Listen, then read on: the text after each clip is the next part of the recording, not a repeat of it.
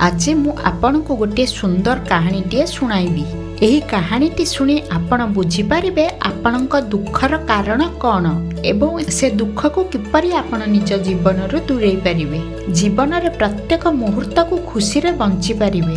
आजिर दुनिया रे प्रत्येक लोक निजर छोट बड़ समस्या को नै दुख रे रहउछंती। किछि लोक एमिति अछंती सबु थाई मध्य से दुख रे रहउछंती। आउ किछि लोक एपरि अछंती तांको पाखरे किछि नथाई मध्य से अत्यंत खुशी रे जीवन बिताउछंती। मनुष्य निजर दुख को दूर करिबा पई विभिन्न उपाय अपनाई थाए। सेथिरे किछि लोक सफल हुअंती और किछि विफल होई डिप्रेशन को चली जाई भूल निर्णय नियंती। सेमाने बुझी पारंती नाही कि ए जीवन अनेक पुण्य पर प्राप्त होईछि, ताकू आमे नष्ट करिबा काहेकि। बरं निज समस्यार समाधान करिबा और भगवान को निजकु समर्पण करी कर्म करी चलिबा।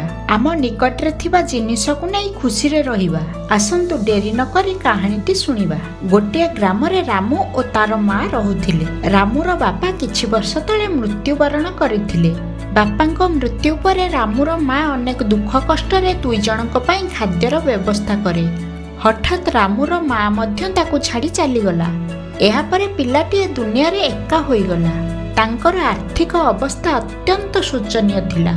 माँ गला परे रामू एका से भंगा घरे रहुथाए। रामू अत्यंत दुख और निराशा रे जीवन अतिबाहित करुथाए। अनेक कष्ट रे निज पई किछि खाद्यर व्यवस्था करे। अन्य निकट रे किछि काम करी से टंका रे अत्यंत कष्ट रे गोटे ओळीर खाद्य ताकू मिले। सेही टंका रे किछि अट्टा किनी घर को जाई खाद्य प्रस्तुत करी खाए। एहा गोटे समस्या नथिला, तार संपूर्ण जीवन समस्या रे परिपूर्ण थिला। गोटे दिन अधिक किछि टंका मिली थाए। से दिन से खुशी रे अधिक अट्टा आनी थाए। से चिंता कला आज पेट भरी खाद्य खाइबी।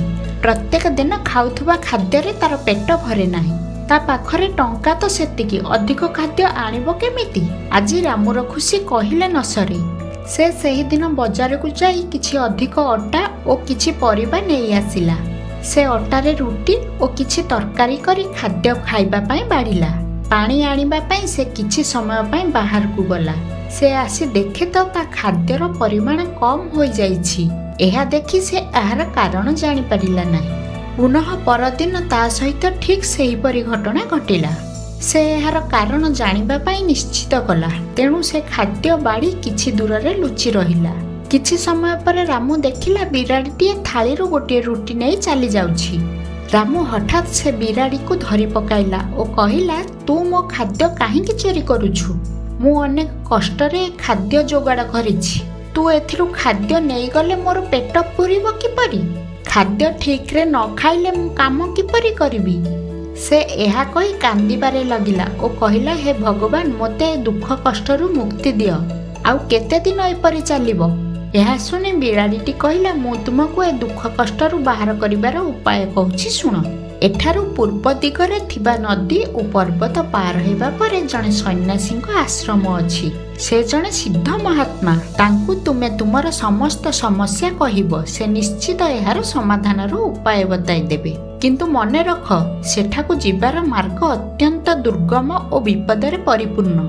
यह शुणी रामू कहला, जेते कष्टसाध्य हेले मध्य मु से सन्यासी निकट को निश्चित जीवी। परदिन किछि आवश्यक जिनिस धरी से सन्यासी निकट को बाहरी गला। सारा दिन रामू चाली चाली थकी पड़ी थाए। सेतेबेलकू अंधार मध्य हो जाई थाए। रास्ता ठीक रे देखा जाउ न थाए। किछि दूर गला परे से देखिला गोटे सुंदर प्रसाद रंग बेरंग आलोकर सुसज्जित थिला। से चारिआड़ को चाहिला। अन्य कौनसी स्थान रे किछि घर मध्य नथिला। रामू अत्यंत डर रे से प्रसाद निकट को गला और तार द्वार देश रे ठिया होई मालिक को डाकिला। किछि समय रे जणे वृद्ध व्यक्ति आसिले। रामू तांको सेठारे रात्रि जापन करिबा पई अनुमति मागिला। वृद्ध जनक तांको घर को डाकी बसाइले और अनेक प्रकार खाद्य मध्य खाइबा को देले। एहा देखि रामू अत्यंत खुशी होई गला। କାରଣ ତା ଜୀବନରେ ପ୍ରଥମ ଥର ସେ ଏତେ ବଡ଼ ମହଲରେ ବସି ନାନା ପ୍ରକାରର ଖାଦ୍ୟ ଖାଉଛି। ଏହାପରେ ବୃଦ୍ଧ ରାମର ଶୋଇବାର ବ୍ୟବସ୍ଥା କରିଦେଲେ। ବୃଦ୍ଧ ବ୍ୟକ୍ତି ଜଣକ ରାମଙ୍କୁ ପଚାରିଲେ, ପୁଅ ତୁମେ କୁଆଡ଼େ ଯାଉଛ? ରାମ କହିଲା, ମୁଁ ଜଣେ ସିଦ୍ଧ ସନ୍ନ୍ୟାସୀଙ୍କୁ ଦେଖା କରିବା ପାଇଁ ଯାଉଛି। ବୃଦ୍ଧ ଜଣକ ଅତ୍ୟନ୍ତ ଦୁଃଖରେ ରାମକୁ କହିଲେ, ତୁମେ ସେ ସନ୍ନ୍ୟାସୀଙ୍କୁ ମୋର ଗୋଟିଏ ପ୍ରଶ୍ନର ଉତ୍ତର ପଚାରିବ। ରାମ କହିଲା, ହଁ ମହାଶୟ, କୁହନ୍ତୁ ଆପଣଙ୍କର ପ୍ରଶ୍ନ କ'ଣ? ବୃଦ୍ଧ ଜଣକ କହିଲେ, ମୋର ଜଣେ କନ୍ୟା ଅଛି। ସେ ଦେଖିବାକୁ ଅତ୍ୟନ୍ତ ସୁନ୍ଦର, କିନ୍ତୁ ସେ ଏପର୍ଯ୍ୟନ୍ତ କଥା କହିପାରୁନାହିଁ। ଏହି କାରଣରୁ ତାର ବିବାହ ମଧ୍ୟ ହେଉନାହିଁ। ସେ କେବେ କଥା କହିବ? ଏ ପ୍ରଶ୍ନଟି ସେ ସିଦ୍ଧ ସନ୍ନ୍ୟାସୀଙ୍କୁ ପଚାରିବ। ଏହା କହି ବୃଦ୍ଧ ଜଣକ ଜୋର ଜୋରରେ କାନ୍ଦିବାକୁ ଲାଗିଲେ। ଏହା ଦେଖି ରାମ ମଧ୍ୟ କାନ୍ଦି ପକାଇଲା ଏବଂ କହିଲା, ଆପଣ ବ୍ୟସ୍ତ ହୁଅନ୍ତୁ ନାହିଁ, ମୁଁ ନିଶ୍ଚିତ ଆପଣଙ୍କର ଉତ୍ତର ନେଇ ଆସିବି। ରାତିରେ ବିଶ୍ରାମ କରି ପରଦିନ ରାମ ପୁନଃ ଯାତ୍ରା ଆରମ୍ଭ କଲା। କିନ୍ତୁ ରାସ୍ତା ଅତ୍ୟନ୍ତ କଷ୍ଟପୂର୍ଣ୍ଣ ଥିଲା। ସେ କିପରି ଏ ରାସ୍ତା ପାର କରିବ ସେ ଚିନ୍ତାରେ ଗୋଟିଏ ନଦୀ କୂଳେ ବସିଥାଏ। ଠିକ୍ ଏହି ସମୟରେ ଗୋଟିଏ ଯାଦୁଗର ସହିତ ତାର ଦେଖା ହେଲା। ଯାଦୁଗର ରାମକୁ ଚିନ୍ତାରେ ଥିବାର ଦେଖି ଏହାର କାରଣ ପଚାରିଲା। ରାମ କହିଲା, ମୋତେ ଏ ପାହାଡ଼ ଅତିକ୍ରମ କରିବାର ଅଛି। ମୁଁ ଜଣେ ସିଦ୍ଧ ସନ୍ନ୍ୟାସୀଙ୍କ ନିକଟକୁ ଯାଉଛି, କିନ୍ତୁ କିପରି ଏ ପାହାଡ଼କୁ ପାର କରିବି ସେ ଚିନ୍ତା ମୋତେ ବ୍ୟତିବ୍ୟସ୍ତ କରୁଛି। ଏହା ଶୁଣି ଯାଦୁଗର କହିଲେ, ମୁଁ ମୋର ବିଦ୍ୟା ବଳରେ ତୁମକୁ ଏ ପାହାଡ଼କୁ ଅତି ସହଜରେ ଅତିକ୍ରମ କରାଇଦେବି, କିନ୍ତୁ ତୁମକୁ ମୋ ପାଇଁ କିଛି କରିବାକୁ ପଡ଼ିବ। ରାମ ପଚାରିଲା, କୁହନ୍ତୁ ମୁଁ ଆପଣଙ୍କ ପାଇଁ କ'ଣ କରିବି? ସେ ଯାଦୁଗର କହିଲେ, ମୋର ଗୋଟିଏ ପ୍ରଶ୍ନ ରହିଛି। ତୁମେ ତାର ଉତ୍ତର ସେ ସନ୍ନ୍ୟାସୀଙ୍କ ଠାରୁ ନେଇ ଆସିବ। ଏହା ଶୁଣି ରାମ କହିଲେ, ଆପଣଙ୍କ ପ୍ରଶ୍ନ କ'ଣ ମୋତେ କୁହନ୍ତୁ। ମୁଁ ନିଶ୍ଚିତ ଏହାର ଉତ୍ତର ସନ୍ନ୍ୟାସୀଙ୍କ ନିକଟରୁ ନେଇ ଆସିବି।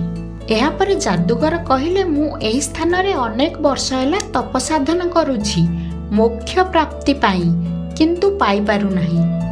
ମୁଁ କେବେ ଓ କ'ଣ କଲେ ମୋକ୍ଷ ପାଇବି ସେ ପ୍ରଶ୍ନର ଉତ୍ତର ନେଇ ଆସିବ। ଏହାପରେ ଯାଦୁଗର ନିଜର ଯାଦୁଦଣ୍ଡ ବଳରେ ରାମକୁ ସେ ପାହାଡ଼ ପାରି କରାଇଦେଲେ।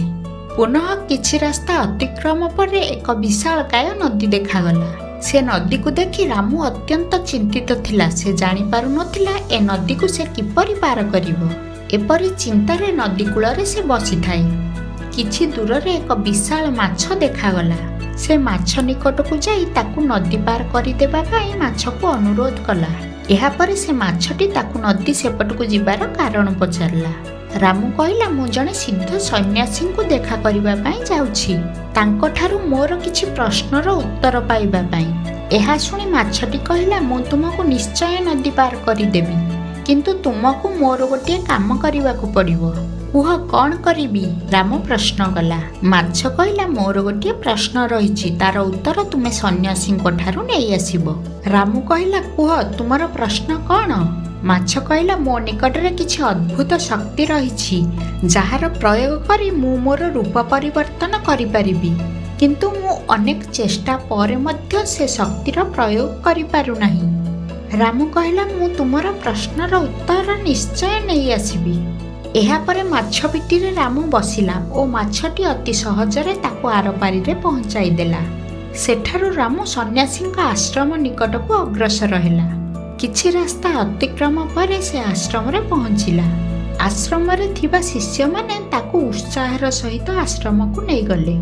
ସେଠାରେ କିଛି ସମୟ ବିଶ୍ରାମ ପରେ ରାମ ସନ୍ନ୍ୟାସୀଙ୍କ ନିକଟକୁ ଗଲା। ରାମ ସନ୍ନ୍ୟାସୀଙ୍କୁ ପ୍ରଣାମ କରି ତାଙ୍କ ନିକଟରେ ବସିଗଲା। ସନ୍ନ୍ୟାସୀ ରାମଙ୍କୁ ଆସିବାର କାରଣ ପଚାରିଲେ। ରାମ କହିଲା, ମହାଶୟ, ମୁଁ କିଛି ପ୍ରଶ୍ନର ଉତ୍ତର ଆପଣଙ୍କ ନିକଟରୁ ଜାଣିବାକୁ ଅନେକ ଦୂରରୁ ଆସିଛି। କୃପା କରି ମୋର ମାର୍ଗଦର୍ଶନ କରନ୍ତୁ। ଏହାପରେ ସନ୍ନ୍ୟାସୀ ରାମଙ୍କୁ କହିଲେ, ମୁଁ ତୁମର କେବଳ 3ଟି ପ୍ରଶ୍ନର ଉତ୍ତର ଦେବି। ଏହା ଶୁଣି ରାମ ଅତ୍ୟନ୍ତ ଚିନ୍ତିତ ହେଲା, କାରଣ ତା ନିକଟରେ 4ଟି ପ୍ରଶ୍ନ ଥିଲା। ସେ ନିଜର ପ୍ରଶ୍ନ ପଚାରିଲେ ତାକୁ ସାହାଯ୍ୟ କରୁଥିବା ଘର ମାଲିକ, ଯାଦୁଗର ଓ ମାଛ ପ୍ରଶ୍ନ ରହିଯିବ।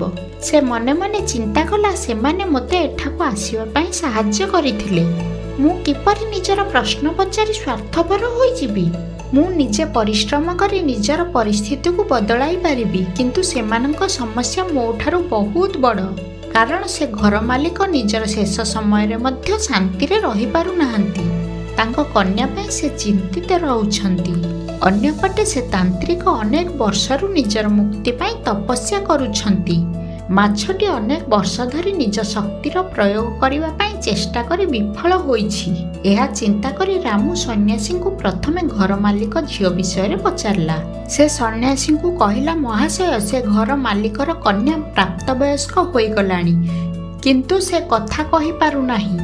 ସେ କାରଣରୁ ତାଙ୍କର ବିବାହ ମଧ୍ୟ ହୋଇପାରୁନାହିଁ। ସେ କେବେ କଥା କହିବେ? ଏହା ଶୁଣି ଋଷି କହିଲେ, ସେ କନ୍ୟା ଯେଉଁ ପୁରୁଷକୁ ଦେଖି କଥା କହିବ ତା ସହିତ ତାର ବିବାହ ହେବ। ଏହି ଉତ୍ତର ଶୁଣି ରାମ ଖୁସି ହୋଇଗଲା। ତାପରେ ସେ ତାର ଦ୍ୱିତୀୟ ପ୍ରଶ୍ନ ପଚାରିଲା, ମହାଶୟ, ସେ ଯାଦୁଗର ଅନେକ ବର୍ଷ ହେଲା ନିଜର ମୋକ୍ଷ ପ୍ରାପ୍ତି ପାଇଁ ତପସ୍ୟା କରି ଆସୁଛନ୍ତି। ତାଙ୍କୁ ମୋକ୍ଷ କେବେ ମିଳିବ? ସନ୍ନ୍ୟାସୀ କହିଲେ, ସେ ଯାଦୁଗର ଯେତେବେଳେ ତାଙ୍କ ଯାଦୁଦଣ୍ଡର ମୋହ ଛାଡ଼ି ସେ ଦଣ୍ଡଟି ଅନ୍ୟ କୌଣସି ବ୍ୟକ୍ତିଙ୍କୁ ଆନନ୍ଦରେ ପ୍ରଦାନ କରିଦେବେ, ସେତେବେଳେ ସେ ମୋକ୍ଷ ପ୍ରାପ୍ତି କରିପାରିବେ। ଏହାପରେ ରାମୁ ସନ୍ନ୍ୟାସୀଙ୍କୁ ତୃତୀୟ ପ୍ରଶ୍ନ ପଚାରିଲା, ମହାଶୟ, ନଦୀରେ ଥିବା ବଡ଼ ମାଛଟି ନିଜର ବିଦ୍ୟା ପ୍ରୟୋଗ କରିବା ପାଇଁ ଚେଷ୍ଟା କରି ମଧ୍ୟ ବିଫଳ ହୋଇଛି। ସେ କେବେ ନିଜର ବିଦ୍ୟା ପ୍ରୟୋଗ କରି ରୂପ ପରିବର୍ତ୍ତନ କରିପାରିବ? ଏହା ଶୁଣି ଋଷି କହିଲେ, ସେ ମାଛ ଯେବେ ତା ନିକଟରେ ଥିବା ମୂଲ୍ୟବାନ ହାରଟି ଅନ୍ୟକୁ ବିନା କୌଣସି ସଂକୋଚରେ ପ୍ରଦାନ କରିବ, ତାପରେ ତାର ଶକ୍ତିର ପ୍ରୟୋଗ କରିପାରିବ। ଏହା ଶୁଣି ରାମୁ ଅତ୍ୟନ୍ତ ଆନନ୍ଦିତ ହେଲା। ସନ୍ନ୍ୟାସୀଙ୍କ ଠାରୁ ସେ ତାର 3ଟି ପ୍ରଶ୍ନର ଉତ୍ତର ପାଇ ଅତ୍ୟନ୍ତ ଆନନ୍ଦିତ ହେଲା। ସେ ଆଶ୍ରମରେ ରାତ୍ରି ଯାପନ କରି ପ୍ରାତଃ ନିଜର ଗୃହ ଅଭିମୁଖେ ଯାତ୍ରା କଲା। ସେ ନଦୀ ନିକଟରେ ପହଞ୍ଚିଲା। ସେଠାରେ ମାଛଟି ନିଜ ପ୍ରଶ୍ନର ଉତ୍ତର ପାଇଁ ଅପେକ୍ଷା କରିଥିଲା। ସେ ରାମକୁ ପ୍ରଥମେ ନଦୀ ପାର କରାଇଦେଲା ଓ ପଚାରିଲା, ମୋର ପ୍ରଶ୍ନର ଉତ୍ତର ତୁମେ ନେଇ ଆସିଛ? ଏହାପରେ ରାମ କହିଲା, ତୁମ ନିକଟରେ ଥିବା ମୂଲ୍ୟବାନ ହାରଟି ତୁମେ ଆନନ୍ଦର ସହିତ ଦାନ କରିଦେଲେ ତୁମ ଶକ୍ତିର ପ୍ରୟୋଗ ତୁମେ କରିପାରିବ। ଏହା ଶୁଣି ମାଛଟି ନିଜ ବେକରୁ ସେ ହାରଟି ତତ୍କ୍ଷଣାତ୍ କାଢ଼ି ରାମକୁ ପିନ୍ଧାଇ ଦେଲା। ଏହାପରେ ମାଛଟି ନିଜର ଶକ୍ତି ପ୍ରୟୋଗ କରି ନିଜକୁ ଗୋଟିଏ ବଡ଼ ପକ୍ଷୀ କରାଇଦେଲା। ସେ ନିଜ ଶକ୍ତି ପାଇ ଅତ୍ୟନ୍ତ ଆନନ୍ଦିତ ହେଲା ଏବଂ ରାମକୁ ପିଠିରେ ବସାଇ ସେ ପାହାଡ଼ ପାର କରାଇ ଯାଦୁଗର ନିକଟରେ ପହଞ୍ଚାଇ ଦେଲା। ଏହାପରେ ସେ ସେଠାରୁ ଉଡ଼ିଗଲା। ଯାଦୁଗର ରାମକୁ ଦେଖି ଖୁସି ହୋଇ ନିଜର ପ୍ରଶ୍ନର ଉତ୍ତର ପଚାରିଲେ। ରାମ କହିଲା, ତୁମେ ନିଜର ଯାଦୁଦଣ୍ଡର ମୋହ ଛାଡ଼ି ତାକୁ ଅନ୍ୟ ଜଣେ ବ୍ୟକ୍ତିଙ୍କୁ ପ୍ରଦାନ କଲେ ତୁମେ ମୋକ୍ଷ ପ୍ରାପ୍ତ କରିପାରିବ। ଏହି ଦଣ୍ଡର ମୋହ କାରଣରୁ ତୁମକୁ ମୋକ୍ଷ ମିଳିପାରୁନାହିଁ। ଏହା ଶୁଣି ତତ୍କ୍ଷଣାତ୍ ଯାଦୁଗର ନିଜର ଯାଦୁଦଣ୍ଡକୁ ରାମକୁ ପ୍ରଦାନ କଲେ। ରାମକୁ ଏହାର ପ୍ରୟୋଗ ମଧ୍ୟ ଶିଖାଇଦେଲେ। ଏହାର କିଛି ମୁହୂର୍ତ୍ତରେ ଯାଦୁଗର ନିଜ ଶରୀର ତ୍ୟାଗ କରି ମୋକ୍ଷ ପ୍ରାପ୍ତ କଲେ। ଏହି ଯାଦୁଦଣ୍ଡର ପ୍ରୟୋଗ କରି ରାମ କିଛି ମୁହୂର୍ତ୍ତରେ ସେ ପ୍ରସାଦ ନିକଟରେ ପହଞ୍ଚିଗଲା। ତାକୁ ଦେଖି ଘରର ମାଲିକ ଅତ୍ୟନ୍ତ ଖୁସିରେ ରାମକୁ ଘରକୁ ନେଇ ତାର ଅତିଥି ସତ୍କାର କଲେ ଓ ନିଜ ପ୍ରଶ୍ନର ଉତ୍ତର ପଚାରିଲେ। ଏହା ଶୁଣି ରାମ କହିଲା, ଏ ଝିଅ ଯେଉଁ ଯୁବକକୁ ଦେଖି କଥା କହିବ ତା ସହିତ ତାର ବିବାହ ହେବ। ଠିକ୍ ସେହି ସମୟରେ ରାମ ପାଦ ନିକଟରେ ସାପ ଦେଖି ଝିଅଟି ପାଟି କରି କହିଲା, ଉଠିଯାଅ, ତୁମ ପାଦ ନିକଟରେ ସାପ ଅଛି। ଏହା ଶୁଣି ଘର ମାଲିକ ଖୁସି କହିଲେ ନ ସରେ। ସେ ନିଜ ଝିଅ ମୁହଁରୁ ପ୍ରଥମ ଥର କିଛି ଶବ୍ଦ ଶୁଣିଲେ। ଏହାପରେ ଘର ମାଲିକ ତାଙ୍କ କନ୍ୟା ସହିତ ବିବାହ କରିବା ପାଇଁ ରାମକୁ ଅନୁରୋଧ କଲେ। ରାମ ମଧ୍ୟ ରାଜି ହୋଇଗଲା।